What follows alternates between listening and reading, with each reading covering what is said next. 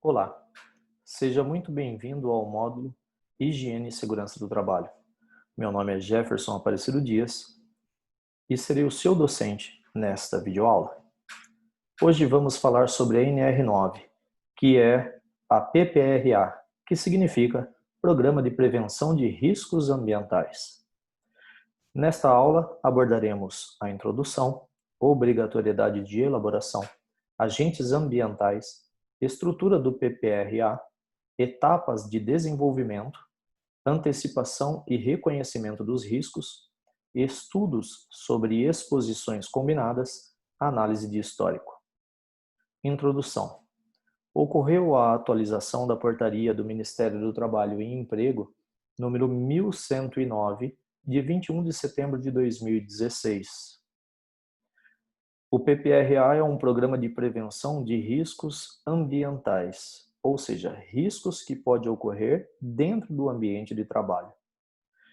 Ele visa a proteção da saúde e a integridade física dos trabalhadores. Medidas de antecipação, reconhecimento, avaliação e controle dos riscos ambientais são os objetivos desta NR9. Ponto central da NR9 é literalmente o meio ambiente de trabalho. Obrigatoriedade de elaboração. Todas as empresas e ou instituições estão obrigadas a elaborar e implementar o Programa de Proteção de Riscos Ambientais, independentemente do seu grau de risco e da quantidade de empregados, diferentemente aí de outras normas que nós já vimos anteriormente. Cada estabelecimento deverá possuir e implementar o seu próprio programa de proteção de riscos ambientais. Todo trabalhador, sem exceção, interessado, tem o direito de receber informações e orientações da proteção aos riscos ambientais identificados na execução do PPRA. Os riscos ambientais são os agentes físicos, químicos e biológicos. Ainda se falando de agentes ambientais, em função de sua natureza, concentração ou intensidade e tempo de exposição são capazes de causar danos à saúde dos trabalhadores. É importante ressaltar que, quando falamos em concentração, estamos nos referindo a agentes químicos, e quando mencionamos intensidade, fazemos alusão a agentes físicos e biológicos. Agentes físicos são as diversas formas de energia às quais os trabalhadores podem estar expostos. Por exemplo, ruído, vibrações, pressões anormais, temperaturas extremas, pode ser o frio intenso ou o calor intenso, radiações ionizantes, radiações não ionizantes, bem como o infrassom e o ultrassom.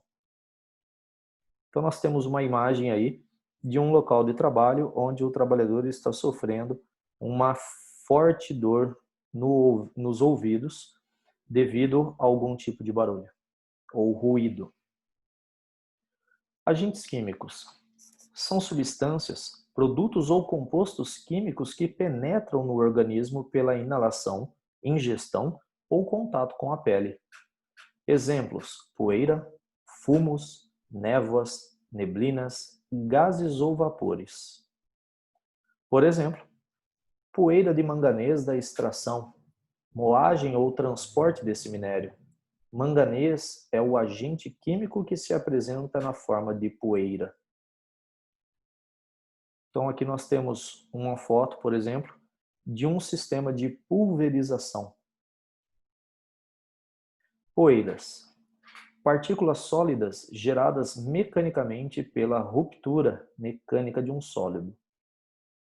São geradas nas escavações, explosões, perfurações, lixamento, esmerilhamento, limpeza abrasiva, moagem e etc.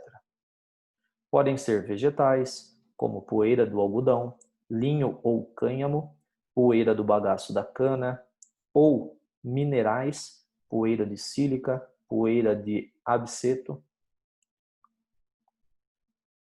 poeira de manganês. Então aqui nós temos a imagem de um trabalhador na obra, né, efetuando o corte de um determinado material, onde emite aí muita poeira. Fumos, condensação de vapores após a fundição ou aerossóis termicamente gerados. Vale lembrar aqui que não está escrito incorretamente, tá? Não se diz aerosol, se diz aerossol, com 2 S's inclusive. Podem ser metálicos, como por exemplo o sol de fundição. Podem ser plásticos, como por exemplo em injeção e extrusão de polímeros. Então aqui nós temos uma imagem de um colaborador efetuando uma soldagem com eletrodo revestido e a fumaça sendo liberada. Névoas. Partículas líquidas, exemplo, gotículas de solvente de pintura com pistola, aplicação de agrotóxicos por nebulização, são aerossóis mecanicamente gerados. Neblinas. Na indústria, a ocorrência de neblina de um agente químico é muito rara, pois a condensação do vapor no ar só pode ocorrer quando esse fica saturado pelo vapor de líquido, seguindo-se da diminuição da temperatura do ar, provocando, então, a condensação do excesso de vapor presente. Proteção. O EPI mais utilizado são os respiradores. Podem possuir filtros mecânicos que devem ser usados para proteção contra a inalação de poeiras, fumos, névoas, neblinas. Ou químicos que devem ser utilizados para proteção contra a inalação de gases e vapores. Essa imagem apresenta um dos melhores EPIs para esse tipo de utilização, pois ele abrange tanto para produtos de forma aí, poeiras, fumos, névoas, neblinas e também agentes químicos. Agentes biológicos são as bactérias, fungos, bacilos, parasitas, protozoários, vírus, entre outros. Aqui nós temos uma imagem aí do formato de um vírus, tá? Esse daqui é o vírus da gripe, tá? Normas específicas que dispõem sobre a previsão de riscos de acidente e riscos ergonômicos no Programa de Proteção de Riscos Ambientais. Então, ergonomia, trata-se aí da NR17, onde tem o anexo 2º, item 8.5, que a gente vê aí como que deve ser solucionado problemas de risco ergonômico. Quando se fala de explosivo, nós temos a NR19, o item 19.1.5, onde nós tratamos aí sobre o risco de acidente. Com relação a inflamáveis, nós temos a NR20, onde o anexo 1, item 1, trata-se sobre risco de acidente também. E nós temos o abate e processamento de carnes, mais especificamente na NR36, no item 36.12.1, onde existem aí os sistemas de risco ergonômico. A estrutura do PPRA. Primeiro é feita uma análise para que possa ter a antecipação e, através dessa antecipação, você consegue reconhecer e avaliar para que você consiga controlar todo e qualquer tipo de risco que pode ocorrer no ambiente de trabalho. Estrutura do PPRA. Estruturado em um documento base, deve existir uma estrutura mínima do PPRA, envolve dentro dessa estrutura mínima o planejamento anual com o estabelecimento de metas, prioridades e cronogramas, a estratégia e metodologia da ação a ser adotada, a forma do registro, manutenção e divulgação de todos os dados obtidos, periodicidade e forma de avaliação do desenvolvimento do Programa de Proteção de Riscos Ambientais, os prazos e cronogramas das metas e prioridades do programa, As metas e prioridades devem abranger necessidades específicas do estabelecimento e o não cumprimento genérico de itens das normas regulamentadoras. Como se pretende alcançar, no prazo estipulado, as metas e prioridades estabelecidas anteriormente? A forma de registro do programa pode ser eletrônica ou a empresa pode optar por ter cópias impressas arquivadas, pois em determinados setores ou departamentos não existe a possibilidade de ter equipamentos de informática naquele ambiente. Por isso, opta-se pela utilização do sistema impresso. O documento deve estar disponível no estabelecimento para ser apresentado a toda e qualquer fiscalização. O documento base e suas alterações devem ser apresentados e discutidos na CIPA, Comissão Interna de Prevenção de Acidente, quando existente na empresa, pois depende de um número mínimo de funcionários para que possa ser criado a CIPA. Deve ocorrer pelo menos uma vez ao ano. Sempre que necessário, ao ocorrer alterações no processo produtivo, como instalação de nova máquina ou introdução de novas tecnologias, ou ainda no caso de utilização de nova matéria-prima nos processos. Etapas de desenvolvimento. Primeiro, antecipação e reconhecimento dos riscos. Segundo, estabelecimento de prioridades e metas de avaliação e controle. Terceiro, avaliação dos riscos e da exposição dos trabalhadores. Quarto, monitoramento da exposição aos riscos. 5. Registro e divulgação dos dados. 6. Implantação de medidas de controle e avaliação de sua eficácia, conforme o tipo de programa de proteção aos riscos ambientais. Essas são as etapas mínimas que devem ser seguidas à risca. Então, vamos ver cada uma delas. Antecipação e reconhecimento dos riscos é efetuada através de uma avaliação quantitativa ou qualitativa. Então, essa antecipação pode ser normalmente os riscos potenciais, ou seja, que poderão vir a existir no ambiente de trabalho, dependendo da forma como é executado o trabalho. Reconhecimento: identificar fatores ou situações já existentes naquele local de trabalho.